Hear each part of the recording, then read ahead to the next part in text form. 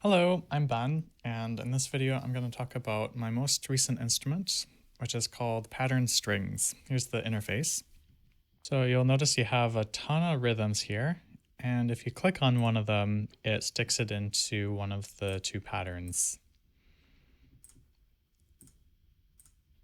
So for each of these rhythms here, I've recorded a 4-bar loop, and when you put it into the pattern and play a note, then it's randomly choosing one measure from that 4-bar loop to play from. I've also recorded each of these rhythms on each of these 4 instruments, and for all of that there are 2 velocity layers which you can fade between using the mod wheel. So let's have a listen to the bass.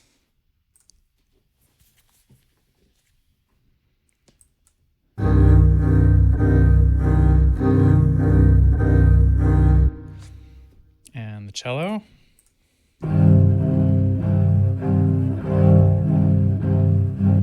Viola.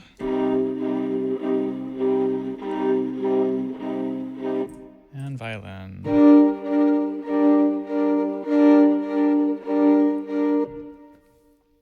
An important point about how the patterns work is that for the rhythms that fall on downbeats, it's choosing a part of the 4-bar loop that I was playing a down bow on, and then for the upbeats, it's choosing something where I was playing an up bow. And the idea for this is to make it sound more natural and have a bit more of a ebb and flow. And so here's an example of that. Like if you were to take, especially with the short rhythms, this makes a big difference. If you were to take this and only have it on the downbeat, then it would sound like this. But if you have 2 of them, maybe that one isn't such a good example. With the half notes.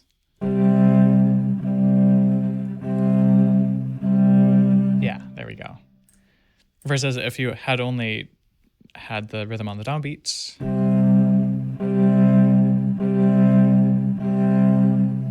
Yeah, so.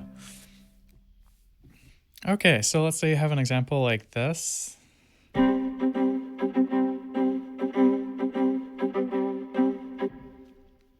And you want to do stuff like this.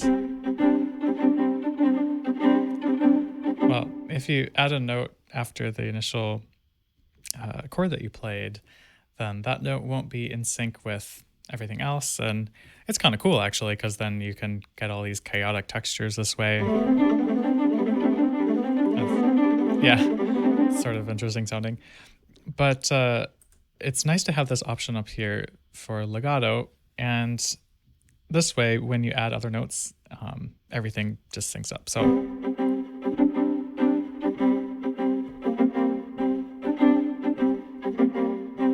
yeah, so that's pretty handy.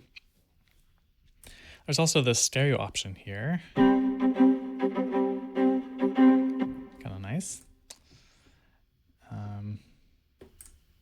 Having 2 parallel patterns going really, it kind of exponentially increases the amount of variation and possibilities that this instrument has to offer.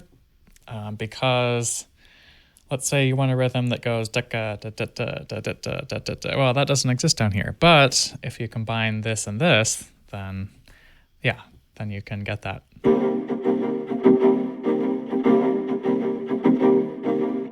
And you can change how the 2 rhythms are weighted. So you could like,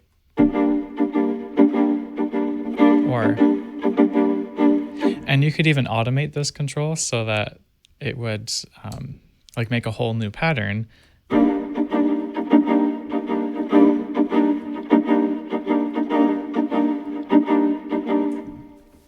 So the other thing about having these two patterns is you have these octave options. So you can make some interesting textures that way. And the rest I've found can be surprisingly useful. Here's something cool you can do. If you do like 16th rest, and then you go the opposite, rest, and then you have one of them offset by an octave. It's pretty cool. Here, let's do this with another instrument. How about violin?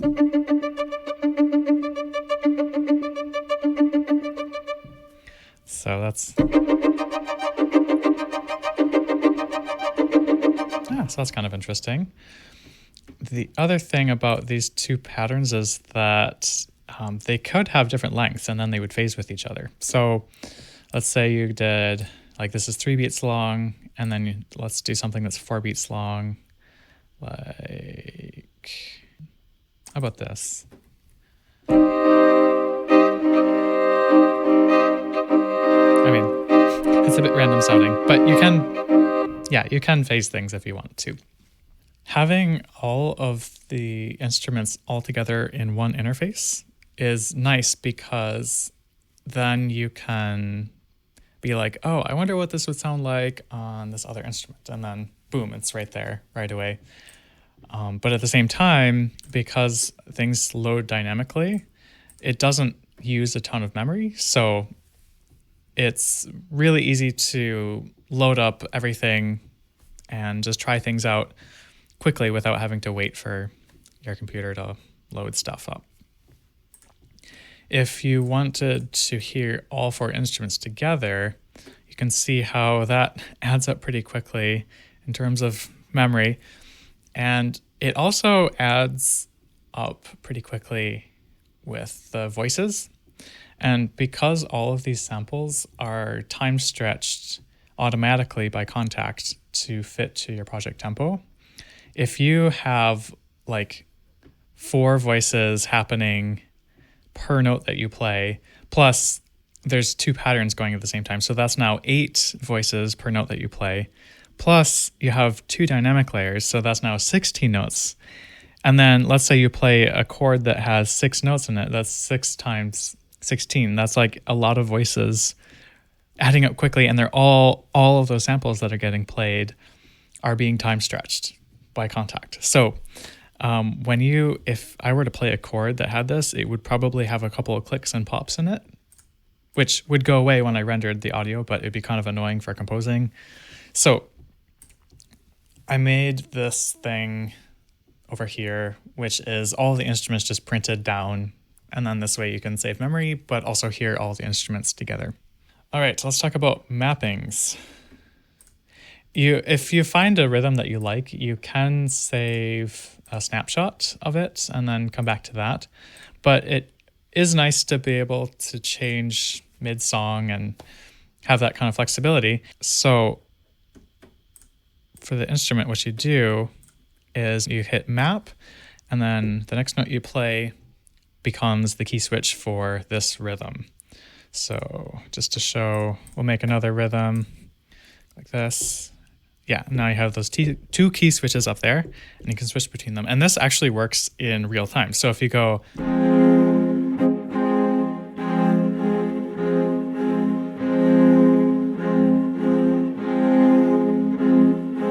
so by rhythmically changing the key switches you're using, you could like make new patterns that way.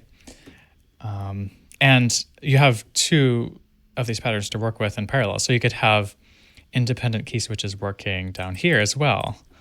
Like make this here, and then make this like that. Okay, so now we can switch between this, or we can switch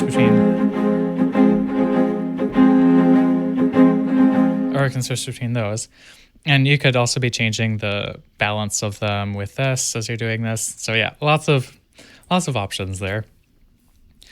You can also map to the same key. What do I mean? Let me just show. Let's say you went like this, and then like this. Or, well, we'll do something different. Okay, so you go like this, map it to a key, now it's red. If you go like this and map it to the same key, now it turns purple because red and blue make purple. Ha. Anyways, so now if you click the key switch, there we go. And it loads both of them up, which is pretty nice. So the way that I started composing was when I was like maybe 15 or 16, and I wanted to find a level editor for this game called Unreal Tournament. And for some reason in the process, I ended up downloading this program called ModPlug, which is actually a music program. And so I started playing around with it and realizing, wow, this is really cool. And then had some friends over, and I was showing them the program, and we were recording stuff and playing with sounds.